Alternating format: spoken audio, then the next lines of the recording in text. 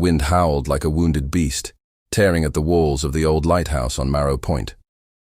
Rain lashed the windows, blurring the world beyond into a grey smear. Elias Kane sat by the lantern-room stove, the only warmth in a night that felt like it wanted to swallow the world. The beacon's light swept across the sea, steady as a heartbeat, though no ships would dare these waters in a storm like this. He hadn't spoken to another soul in weeks, hadn't wanted to.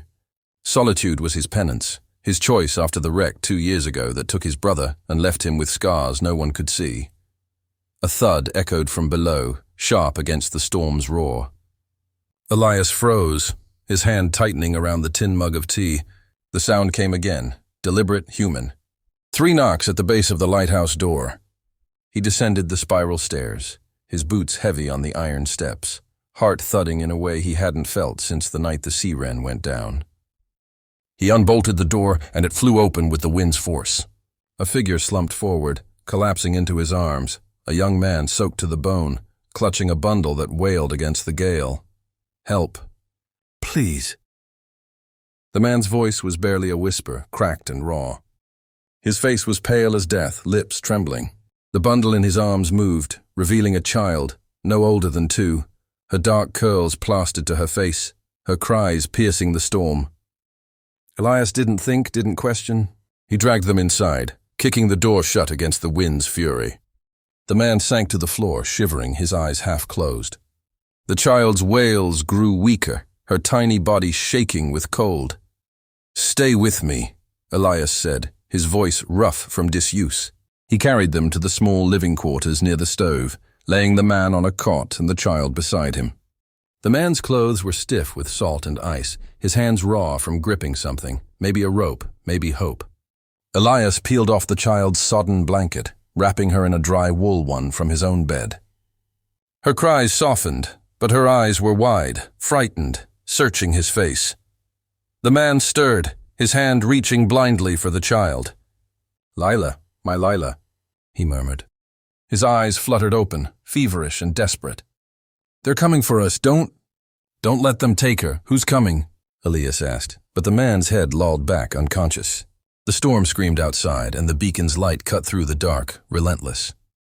Elias knelt beside them, his hands hovering, useless. He hadn't tended to anyone since the wreck, since he'd failed to save his brother. The memory clawed at him, the screams, the splintering wood, the cold water claiming everything. He shook it off. These 2 were alive, for now. He stoked the fire, boiled water, and found a tin of milk for the child. Lila. Her name was Leela. She drank greedily from a makeshift bottle, her small hands clutching at the cloth. Elias watched her, his chest tight. She shouldn't be here, shouldn't be his responsibility. But the storm left no choices, and the man's words echoed. "They're coming for us."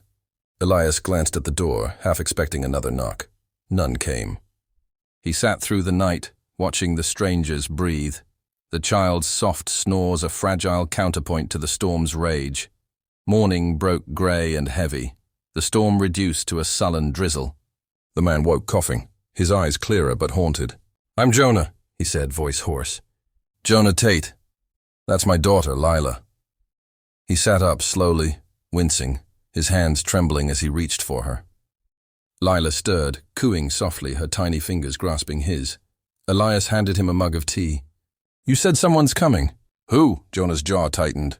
"Her mother's family. The Warrens. They want her. Say I'm unfit, a drifter with no prospects." His voice broke. "They're not wrong about me, but Lila, she's all I have left." Elias leaned back, studying Jonah. He was young, maybe 25, with the lean build of someone who'd known hunger. His eyes held a mix of defiance and despair, like a man who'd fought too many battles and lost most. "Why run here?" Elias asked. "Marrow Point's the edge of nowhere." Jonah's laugh was bitter. "Saw your light. Only thing shining in that hell out there. Thought maybe it was a sign." He looked down at Lila, who clung to his shirt. "I just need a place to hide until I can figure out what's next." Elias stood, crossing to the window. The sea was calmer now, but the horizon was empty. He'd sworn never to let anyone close again, not after the wreck, not after the guilt that still woke him, screaming some nights. But Jonah and Lila were here, under his roof, and the weight of that choice pressed on him. "You can stay," he said finally. "Until the weather clears."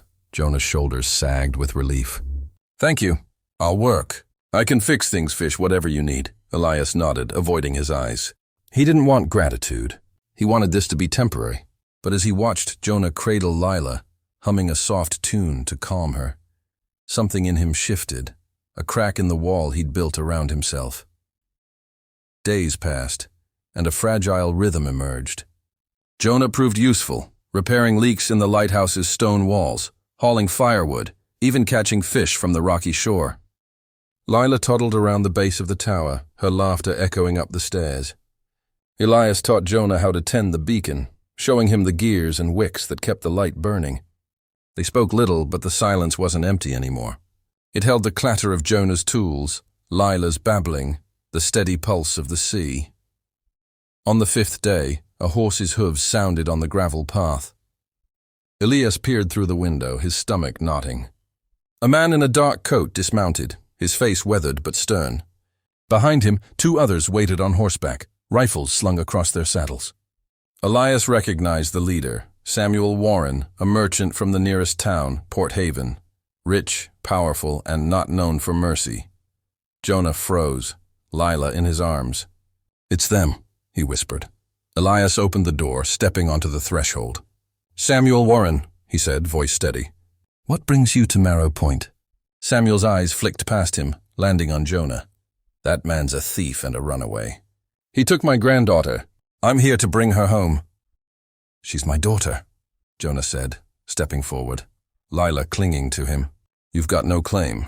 Samuel's smile was cold. "The law says otherwise. A father with no means, no home. You're a danger to her." "The court's already leaning my way." Elias's hand tightened on the doorframe.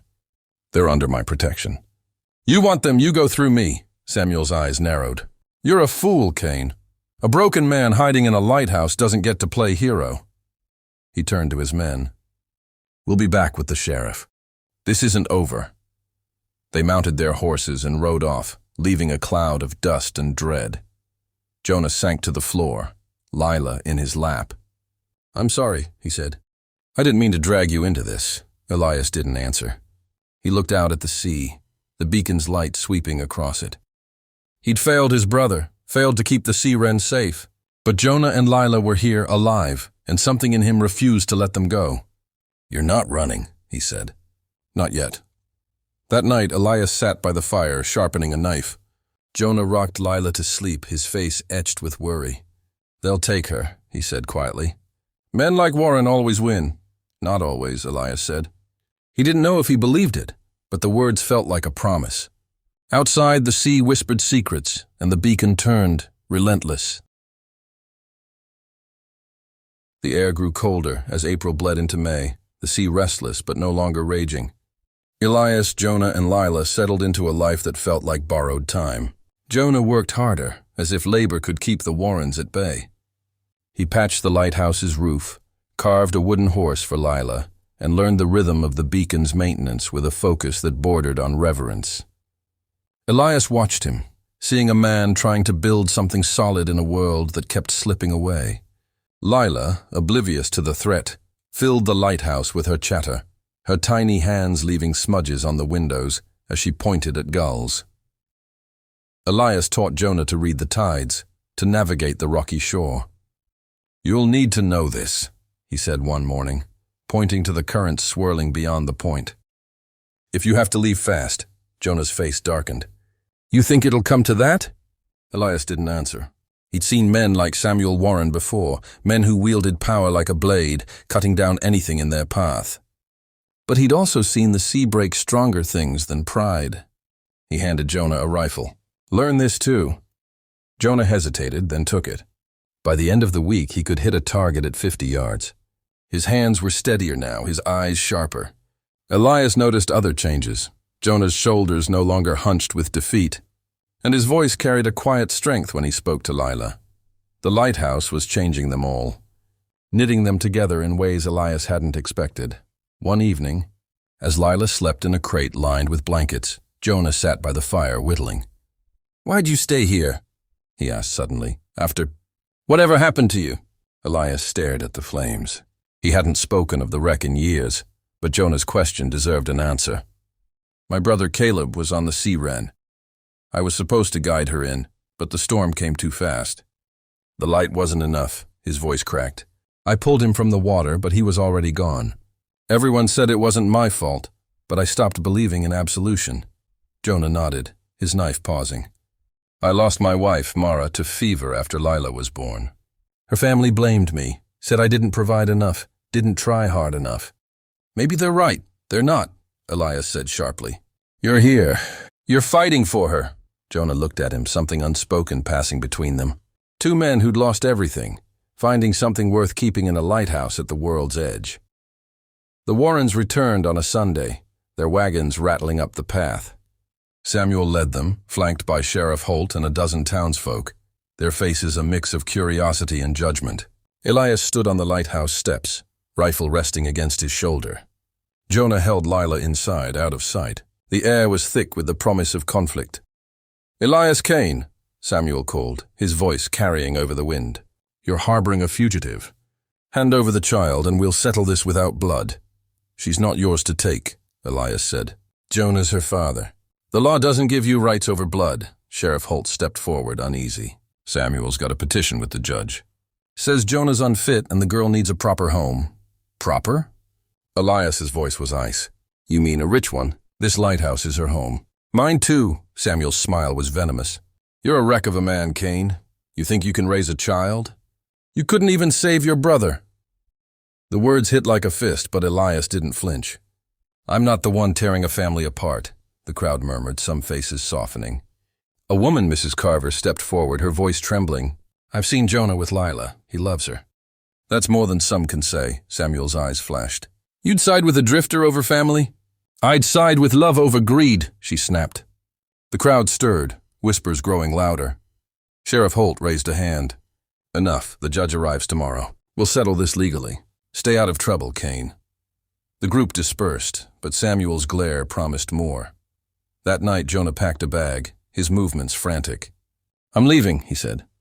Before they take her. Elias grabbed his arm. Running proves them right. Stay. Fight. Jonah's eyes were wild. I can't lose her. You won't, Elias said, his voice fierce. We'll face them together. The hearing was held in Port Haven's church, a cramped room smelling of wax and damp wool. Jonah sat with Lila on his lap, Elias beside him. Samuel stood at the front, his voice smooth as he listed Jonah's failures. No steady work, no home, a man running from his past. The townsfolk nodded, some with pity, others with scorn. Elias stood, his presence commanding silence. Jonah Tate's built a life here. He's worked this lighthouse, kept it running, kept his daughter safe. You call that unfit? I call it courage. He turned to the judge. I've lost everything once. I know what it means to fight for what's left. Jonah's fighting. Lila's his reason. Don't take that from him. Mrs. Carver stood next, her voice steady. I was wrong to judge him. He's a good father. Let him stay. The judge, a gray-haired man with tired eyes, read the papers Elias and Jonah had prepared. Letters from neighbors. Proof of Jonah's work, a signed statement from Elias offering guardianship support. Samuel's face darkened with each word. The child stays with her father, the judge said finally. This lighthouse is a home and Jonah Tate is her guardian. Case closed. Samuel stormed out, his allies trailing. The crowd dispersed, some offering quiet apologies. Mrs. Carver pressed a knitted blanket into Jonah's hands. For Lila, she said softly. Back at the lighthouse, spring arrived in earnest. Wildflowers bloomed along the cliffs, and the sea softened its roar. Jonah and Lila stayed, their presence no longer temporary. Elias built a small bed for Lila, carving her name into the headboard. Jonah planted a garden, teaching Lila to pat the soil around sprouting beans. One evening, as the beacon swept the horizon, Elias and Jonah stood on the cliffs, Lila toddling between them. You didn't have to fight for us, Jonah said. Why did you? Elias looked at the sea, its waves catching the last light. Because you're my family now. And this light, it's not just for ships. It's for us too. Lila grabbed his hand, her laughter rising over the waves. The lighthouse stood tall, its beam steady, guiding them through the dark into a spring they'd earned together.